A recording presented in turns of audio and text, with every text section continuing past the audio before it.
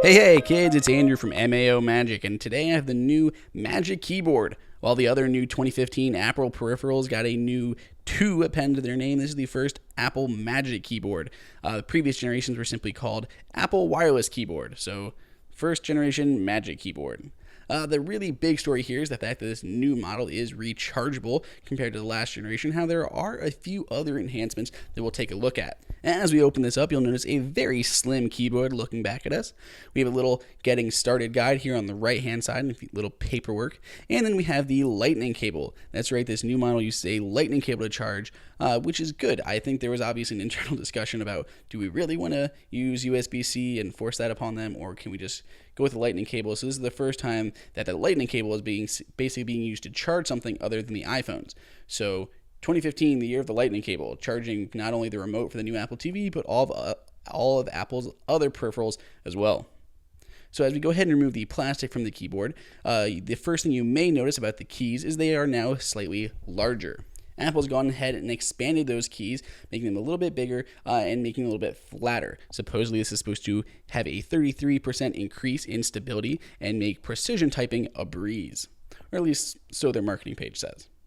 You also notice it's a lot thinner, so it has a much slimmer profile compared to the last generation. On the bottom, it is now just a solid piece of plastic. So before we had the little loop at the top and the batteries, now everything is baked right inside.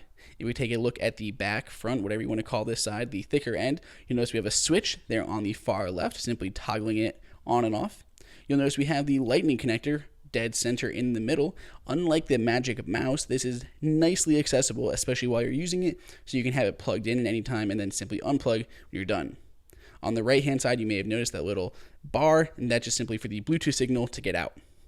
You can see our wedge design here. So it still has that wedge design as it did previously, but it's a little bit more slimmer and gets rid of that pocket it had underneath.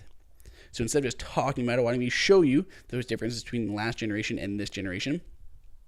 Width-wise, it's pretty much on par. There's not really any changes in the width, and even the depth of the keyboard is fairly similar, at least with the keys. You'll notice, however, that the new top row of keys is substantially larger, and there's been the change in the arrow keys, which many people hate. As for the slim profile, that's another take it or leave it type feature. Many people liked having more of an angle. Some people are used to the laptop keys and don't really need an angle when they're typing on an external keyboard. So I guess that's really based on personal preference.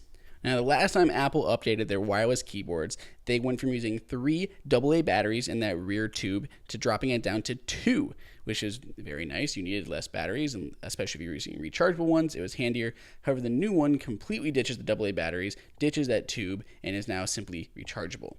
You can see that little plastic gap in the middle of that bar. That is simply where the Bluetooth signal can escape the metal casing and what's on that front left side of the new Apple keyboard, the new Magic Keyboard. Here you can see the function keys are largely unchanged, simply adopting a new taller profile, as well as even keeping that eject key.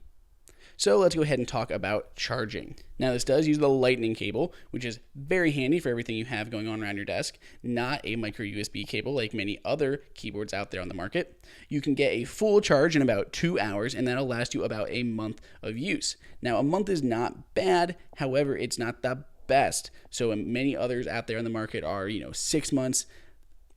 Either way, because this can be plugged in, it's not too big of a deal. You can simply leave this plugged in all the time at your desk if you want, and then just unplug it when you'd like. So it is kind of a nice convertible keyboard between the wireless and the wired.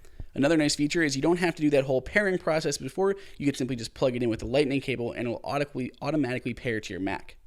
However, Mac is not the only place that you could be using a wireless keyboard. The iPad is another popular option. You could be doing a similar setup to this, using that wireless keyboard in your iPad, especially on the go. However, there are other better options on the market. This is not much more than $100 for this Bridge Air, and it not only protects your iPad, but it also has a backlit keyboard and iPad-specific function keys along the top. If we compare the MacBook to the new keyboard, you're going to notice a lot of similarities. Basically, it's just a white version of that keyboard. The keys themselves are slightly taller. There's a bit more movement in the keys, but other than that, it is very similar. So it's using that new butterfly technology that they premiered on that new MacBook for that new keyboard that many people either hated or loved. If you happen to buy the new Magic Trackpad as well, you can see here they are obviously built to work alongside each other. They have that same profile. They look very good next to each other. They have that same angle, and the glass on the keypad or the touchpad is ever so slightly above what it is on the keyboard. So while it may not look like it lines up completely, it's basically just lining up with the keys and not the actual base of the keyboard itself. The new Magic Keyboard joins Apple's new lineup. It comes in at $99, which is a bit more than the $69 that it previously cost. It joins the Magic Trackpad 2 and the Magic Mouse 2. All three of them look great together on your desk, especially with our fancy little walnut display stand here that we have going on. Nicely tuck them underneath, and we have our Apple Watch stand above that. We've gone ahead and put links to everything here in the description below to make it nice and easy for you. But before you decide if you would like to buy anything, let's break down the pros and cons. First off, it's rechargeable, which is a huge plus, and we can get rid of those pesky AA batteries. It is very solid. It's carved out of one piece of an aluminum, and it is much more solid feeling than the last generation. It's super slim, which is great for traveling. It uses a lightning cable, so you don't have to have an extra micro USB laying around for like one thing. And it matches the Magic Trackpad both in profile and design. If we go ahead and take a look at the con side, however, it is really flat. Some people like a more angled keyboard, some people don't. So if you like an angled keyboard, this may not be the one for you. It has a total charge of only a month, which is much less than many others out there, like the K1811, which allows you to switch between devices. It's still expensive. $100 is quite a bit for a keyboard. Pretty much any fancy keyboard out there in the market you'd be able to get for that price. As I mentioned, it has no quick switch, so you can't jump to an iPad, so you can't jump to multiple devices, which I think is something everyone wanted in a next generation keyboard. It has no iPad keys, so it is clearly meant for a Mac and doesn't have any of those iPad specific keys like the home button. And the arrow keys are still kind of annoying. I'm still not used to them since they've extended the twos on the left and the right. It makes it quite annoying to tell where the top and bottom are. All the links for all this is below in the description. If you have any questions at all, make sure you throw them up in the comments and I'll get back to you. Make sure you subscribe. Check out the other peripheral videos at the end of this. And other than that, I guess I'll see you guys all next time.